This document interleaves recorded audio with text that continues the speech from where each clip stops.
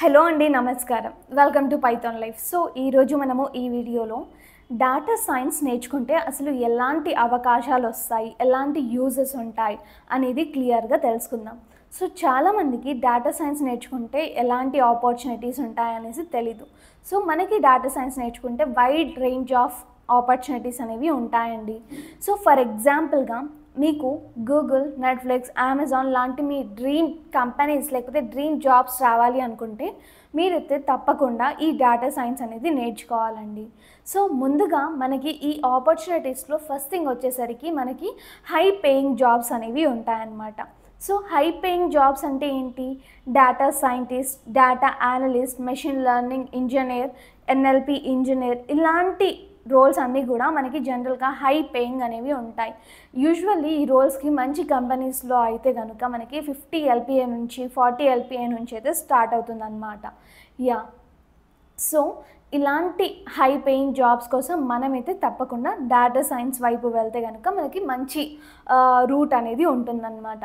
తర్వాత వచ్చేసరికి product development అంటే AI, ML రికమెండేషన్ సిస్టమ్స్ లాంటి యాప్స్ అనేవి మనము డెవలప్ చేయొచ్చు అనమాట. అంటే నెట్ఫ్లిక్స్, అమెజాన్ లాంటి యాప్స్ కూడా మనం డెవలప్ చేయొచ్చు.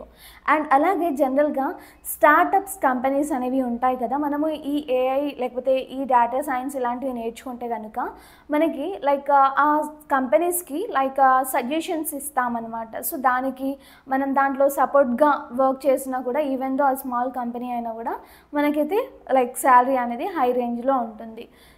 సో ఇంకా దాని తర్వాత అయితే మనకి ఈ డేటా సైన్స్ అనేది నేర్చుకోవడం వల్ల ప్రాబ్లమ్ సాల్వింగ్ స్కిల్ అనేది లేకపోతే డెసిషన్ మేకింగ్ స్కిల్ అనేది చాలా బాగా ఇంప్రూవ్ అవుతుంది. సో బేసిక్గా ఏ కంపెనీకి అయినా కూడా ఒక అక్కడ డేటా అనేది కంపల్సరీగా ఉంటుంది. ఒక బిజినెస్ తీసుకొనివ్వండి లేకపోతే ఒక కంపెనీ తీసుకోండి, అక్కడ యూజువల్గా ఉండేది డేటా కదా.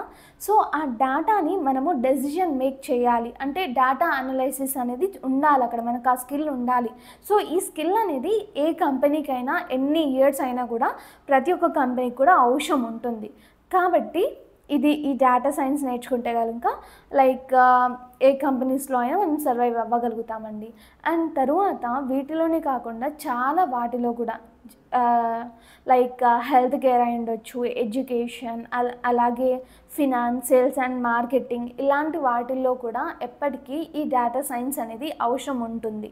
కాబట్టి ఈవెన్ దో ఒక బిజినెస్ తీసుకొనివ్వండి, దానికి కూడా మనకి డేటా సైన్స్ ఫ్యూచర్లో మేబీ ఇప్పుడు కూడా చాలా బిజినెస్ అనేవి ఈ డేటా సైన్స్ నుంచి, డేటా అనలిస్ట్ నుంచి రన్ చేస్తున్నారనమాట. చాలా పెద్ద పెద్ద కంపెనీస్ బిజినెస్ అవన్నీ కూడా.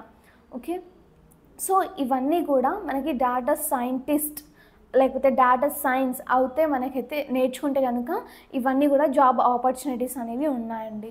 సో ఒకటి గుర్తుపెట్టుకోండి, ఇక్కడ జనరల్గా మార్కెట్లో డేటా ఉన్నంత వరకు డేటా సైన్స్కి డిమాండ్ అనేది ఉంటుంది. డేటా అనేది ఈవెన్ దో ఒక స్కూల్ ఉంది, అక్కడ కూడా ఒక డేటా ఉంటుంది. సో ఎనీవేర్ ఎక్కడికి వెళ్ళినా కూడా డేటా అనేది ఉంటుంది. కాబట్టి డేటా సైన్స్కి మాత్రం క్రేజ్ అస్సలు తగ్గదు.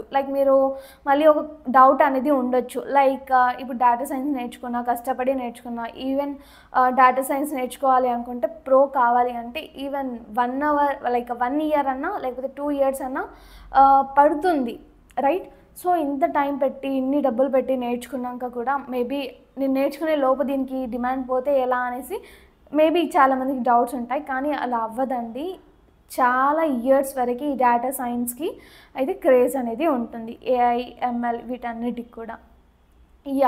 సో మీరు డేటా సైన్స్ రోడ్ మ్యాప్స్ అనేవి ఆల్రెడీ చూసే ఉంటారు కదా అండి. సో మీరైతే ఆ డేటా సైన్స్ రోడ్ మ్యాప్స్ చూసినప్పుడు పైథాన్ అనేది నేర్చుకోవాలి, పైథాన్ ఈజ్ ఎవ్రీథింగ్ అనేసి చూసే ఉంటారు.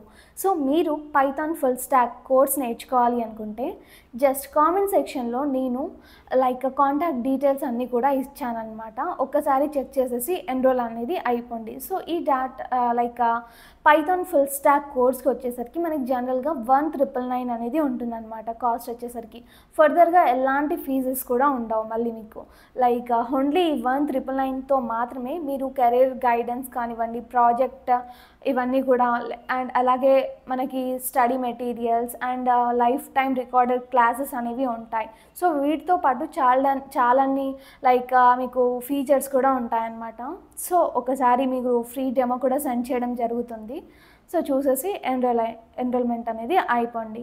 అండ్ దట్స్ ఇట్ అండి. ఇలాంటి వీడియోస్ కోసం అండ్ మీకు ఇంకేమైనా డౌట్స్ ఉన్నా కూడా జస్ట్ కామెంట్ సెక్షన్లో మెన్షన్ చేసేయండి. అండ్ పైథాన్ లైఫ్ని అయితే సబ్స్క్రైబ్ చేసేయండి.